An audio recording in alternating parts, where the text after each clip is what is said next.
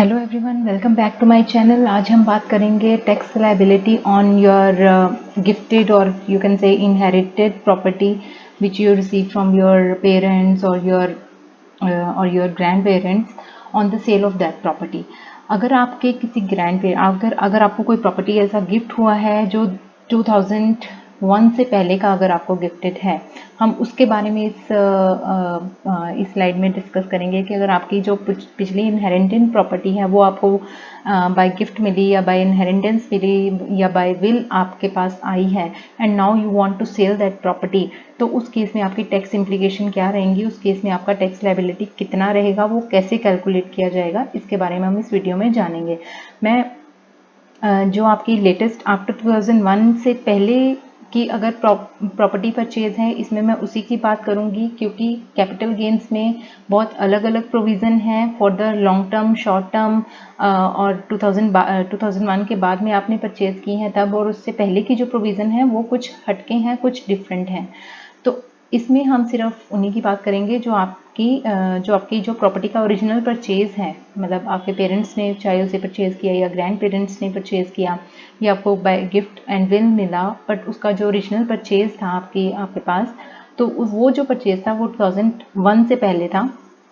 तो उस केस में आपका प्रॉपर्टी का कैलकुलेशन कैसे होगा, उसका कैपिटल गेन कैसे कैलकुलेट किया जाएगा, उसके बारे में बात करेंगे। तो सबसे पहले तो ये देखते हैं कि कैपिटल गेन्स है क्या। कैपिटल गेन्स एक अगर आप कोई प्रॉपर्टी या अपनी कोई एसेट आप सेल करते हैं ड्यूरिंग द ईयर, तो उसके ऊपर आपको जो गेन अराइज होता है, मतलब जो आपको प्रॉफिट होता है, उसके ऊपर आपको टैक्स देना होता है। लॉन्ग टर्म कैपिटल गेन्स को हम दो सेक्शन में बांटते हैं, long term and short term. Long term capital gains वो होते हैं जिसमें जो प्रॉपर्टी आप 36 मंथ्स अपने पास रखने के बाद उसे बेचते हैं, तो उसे लॉन्ग टर्म में कैटेगराइज किया गया है। अगर उसका पीरियड जो है वो 36 मंथ से कम का आपके पास रही है, आपने विद इन 36 मंथ्स उसको परचेज किया एंड सेल किया, तो वो शॉर्ट टर्म में कैटेगराइज होता है। But in case of land and building ये जो लिमिट है 24 मंथ्स है, कि अगर आपने 2 साल के अंदर अंदर लेके कोई प्रॉपर्टी लिया एंड उसको सेल कर दिया तो वो शॉर्ट टर्म कैपिटल गेन में आएगा। अगर 2 साल से ज़्यादा का आपका परचेज है तो वो लॉन्ग टर्म में आएगा। तो नेचुरली इस स्लाइड में हम बात कर रहे हैं 2001 से पहले की जो प्रॉपर्टी परचेज हैं उनके बारे में, तो ये लॉन्ग टर्म कैपिटल गेन की ही हम इसमें बात कर रहे हैं। तो आइए इसको स्टार्ट करते हैं। देखिए, फाइनेंस एक्ट 2020 से पहले इसमें जो हमारा एक अमेंडमेंट आया है 2020 में, वो बहुत मेजर है। उसका देखने में वो बहुत छोटा अमेंडमेंट है, बट अगर वो इनहेरिटेड प्रॉपर्टी पे अगर आप उसको लेके जाएं तो इसका जो टैक्स इम्प्लीकेशन होंगी, इसकी काफ़ी जो टैक्स लायबिलिटी आपकी रहेगी वो काफ़ी ज़्यादा बढ़ जाएगी इस अमेंडमेंट के साथ। तो पहले तो ये जान लेते हैं कि फाइनेंस एक्ट 2020 में आपका कॉस्ट ऑफ एक्विजिशन क्या माना जाता था। कॉस्ट ऑफ एक्विजिशन इज आपका परचेज प्राइस, क्योंकि देखो कैपिटल गेन्स हम कैलकुलेट करेंगे, हम जो जिस रेट पे हमने सेल किया माइनस उसमें से परचेज माइनस करके ही तो हम कैपिटल गेन निकालेंगे ना। तो वो क्या रहेगा, हमारा प्रॉफिट रहेगा। बट इस केस में क्या है कि परचेज वैल्यू हम क्या लेते थे फाइनेंस एक्ट 2020 से पहले, तो अभी जो अमेंडमेंट आया है उसके बाद उसका परचेज वैल्यू क्या माना जाएगा अगर वो प्रॉपर्टी 2001 से पहले की है। देखिए, एक हम कहते हैं महंगाई दर हमारी एप्लीकेबल जो है, इंडेक्स्ड कॉस्ट जो हम लेते हैं किसी भी प्रोडक्ट की, वो हमारे पास जो अभी अवेलेबल है वो 2001 से अवेलेबल है।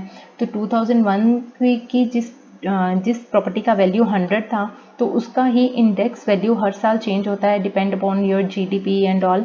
तो वो इंडेक्स रेट चार्ट आप देख सकते हैं। तो उसमें अगर आपने 2019 में कोई प्रॉपर्टी सेल किया है, मान लीजिए आपने 2001 में ही परचेज किया था अप्रैल 2001 के बाद, तो अप्रैल 2001 में उसका 100 वैल्यू था, तो 2009 में उसका 280 वैल्यू माना जाएगा एज पर जो उसका इंडेक्स वैल्यू माना जाएगा। तो ये एक बेसिक सी बात थी उन लोगों के लिए जिनको नहीं पता कि इसका जो कास्केडिंग इफेक्ट है वो क्या था। तो बात करते हैं फाइनेंस एक्ट 2020 से पहले क्या था कि अगर आपको कोई प्रॉपर्टी बाय गिफ्ट और इनहेरिटेंस मिलती थी, तो उस केस में आपका जो प्रॉपर्टी का आपका परचेज क्या माना जाएगा। मान लीजिए आपको कोई प्रॉपर्टी 2001 से पहले आपको एज अ गिफ्ट मिली या आपकी इनहेरिटेड प्रॉपर्टी है, तो वो आप उसका परचेज जो था 2001 से पहले था, तो उस केस में अगर आप वो प्रॉपर्टी अभी 2019 में आके सेल करते हैं, तो 19 या 20 में आप सेल करते हैं, तो उसका जो आपका परचेज प्राइस वही माना जाएगा जो आपके प्रीवियस ओनर का था। मींस अगर आपको अपने फादर से वो प्रॉपर्टी गिफ्ट मिला है, तो आपके फादर ने जिस रेट पे उसे परचेज किया था उसको आपका परचेज प्राइस माना जाता था। दूसरा ये कि जब आप मान लीजिए कि उन्होंने परचेज़ किया कोई प्रॉपर्टी 1975 में परचेज़ किया या 1980 में परचेज़ किया, तो उसका जो वैल्यू था वो काफ़ी कम था एज़ कम्पेयर टू 2001। तो इस केस में एक ऑप्शन दिया गया था कि आपको उसका परचेज प्राइस वो मान लें आप कि उसका जो market value as on 1 April 2001 और एक्चुअल कॉस्ट जिस पे उन्होंने खरीदा था, जो भी हायर अमाउंट है वो आप उसका कॉस्ट ऑफ एक्विजिशन मान लीजिए, क्योंकि अगर सेल में से आप जितना हायर अमाउंट माइनस करेंगे तभी तो कम आपका गेन बचेगा और उतना ही आपको कम टैक्स देना पड़ेगा।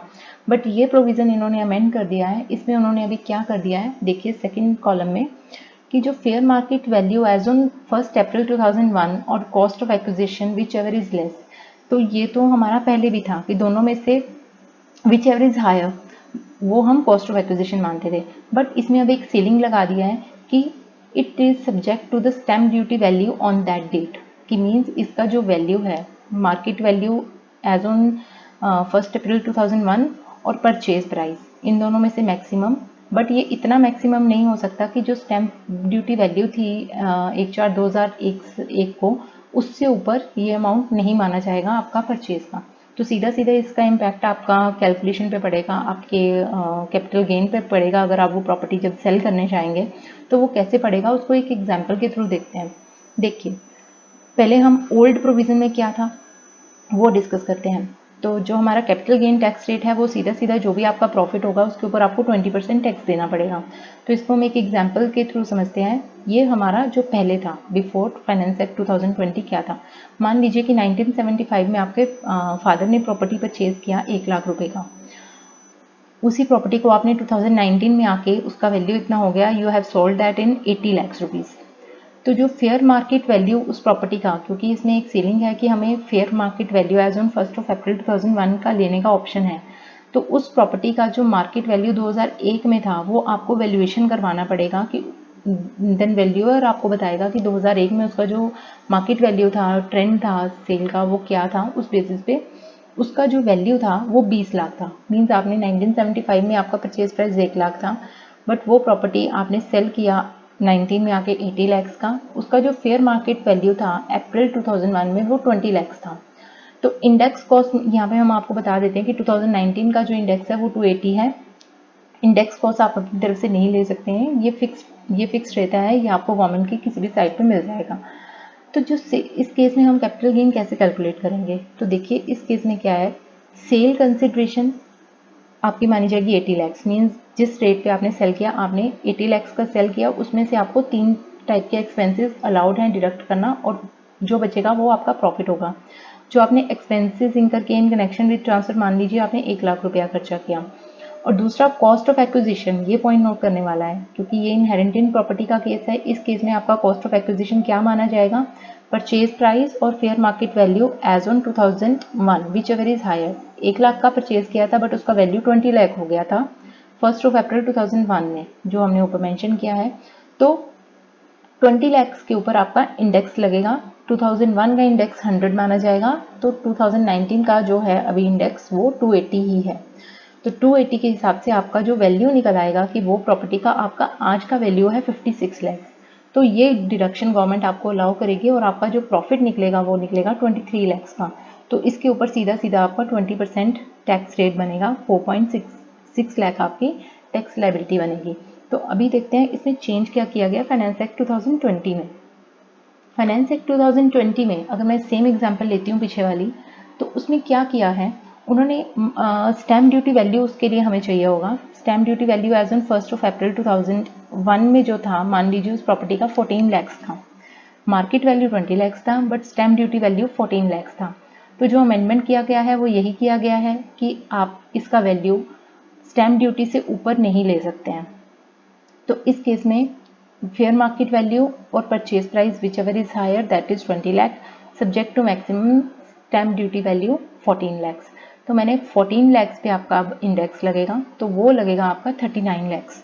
तो 39 लैक्स आपका कॉस्ट ऑफ एक्विजिशन माना जाएगा। आपने प्रॉपर्टी 80 लैक्स का सेल किया, तो इस केस में अब आपका प्रॉफिट निकल के आएगा 40 लैक्स। तो 40 लैक्स के ऊपर आपका जो टैक्स लायबिलिटी बनेगा 20%, दैट इज 8 लैक्स। तो आप देख सकते हैं इसमें ह्यूज डिफरेंस है, कहाँ आपका 4 लाख का टैक्स लायबिलिटी था, कहाँ भी आपका 8 लैक्स का बनेगा।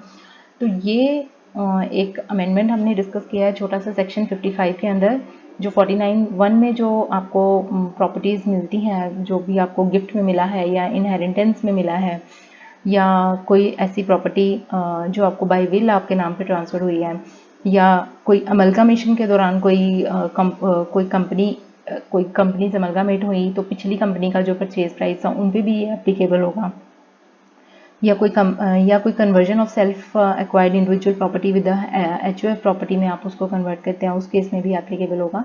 तो ये था एक कॉस्ट ऑफ एक्विजिशन के रिगार्डिंग एक अमेंडमेंट जो 2020 में इंट्रोड्यूस किया गया। नो डाउट इसके आगे एग्जाम्पशन भी है कि आप एग्जाम्पशन ले सकते हैं। अगर आप रेजिडेंशियल प्रॉपर्टी की अगर हम बात करें तो एग्जाम्पशन का एक अलग से बहुत बड़ा सेक्शन है, तो वो हम साइड बाय साइड डिस्कस करते जाएंगे।